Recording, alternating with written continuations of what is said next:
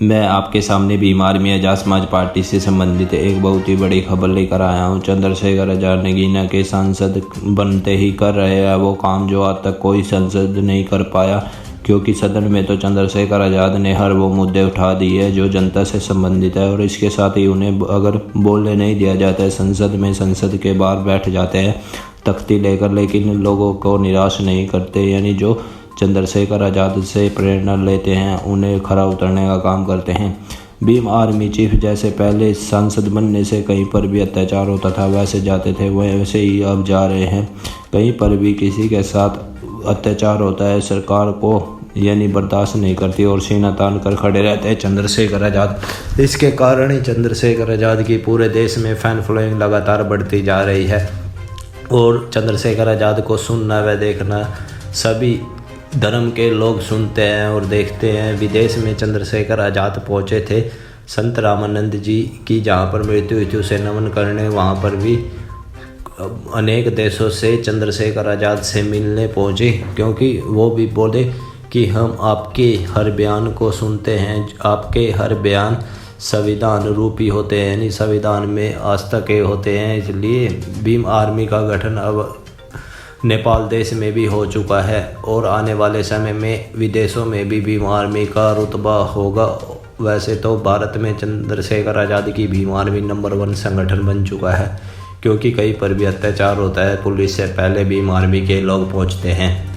इसी कारण Bhim army chief संस्थापक चंद्रशेखर आजाद पहुंचे थे महाराष्ट्र में मुस्लिम समाज के सबसे बड़े त्यौहार यानी कि ईद ए मिलाद के रूप में, यानी वहाँ पर चंद्रशेखर आजाद ने बीजेपी सरकार को दे डाली चेतावनी। जैसे चंद्रशेखर आजाद ने CANRC आंदोलन में अपनी गिरफ्तारी दी थी, क्योंकि ये मुस्लिम समाज पर अत्याचार था। इसी की तरह चंद्रशेखर आजाद ने बढ़ाई इस बीजेपी सरकार की नींदें और दे डाली। महाराष्ट्र में चंद्रशेखर आजाद ने लाखों की भीड़ में बीजेपी सरकार को चेतावनी और बोला कि एक बड़ा आंदोलन करने जा रही है भीम आर्मी भारत एकता मिशन। तो आप भी सुने चंद्रशेखर आजाद का तूफान। इसके हर कमजोर की जब मैं इस मैदान में उतरा ना तो मैं इस संकल्प लेके उतरा हूँ कि जब भी किसी मजलूम पे कोई भी परेशानी पड़ेगी मैं घर नहीं बैठूंगा चैन से। मैंने लाठियां खाई, मैं भी वारिस भाई से कह रहा था, मैंने जेल काटी, मुझे इस बात से कोई अफसोस नहीं, मेरी जान भी चली जाएगी इस देश की मिट्टी के लिए, इस देश के मजलूमों के लिए, तो मैं हंसते हंसते जान दे दूंगा। मेरी बात को आप याद रखना। मेरा नाम चंद्रशेखर आजाद है, मेरी बात को आप याद रखना। मैंने पहले ही दिन आप पता करवा लेना घुटने टिकवाए थे सरकार से, हमारे साथियों ने हमारा साथ नहीं दिया, वरना इसी बिल को बताते कैसे जो है ये बिल गिरता। अभी भी मैं आपसे कह रहा हूँ कि आप देखना जितना बड़ा विरोध आप लोग नहीं कर पाओगे उससे बड़ा विरोध हम लोग करके दिखाएंगे। मेरी बात को याद। जब मुझे यहाँ से सरफराज भाई ने न्योता भेजा था मैं तभी समझ गया था कि एक और जिम्मेदारी आन पड़ी है मेरे ऊपर।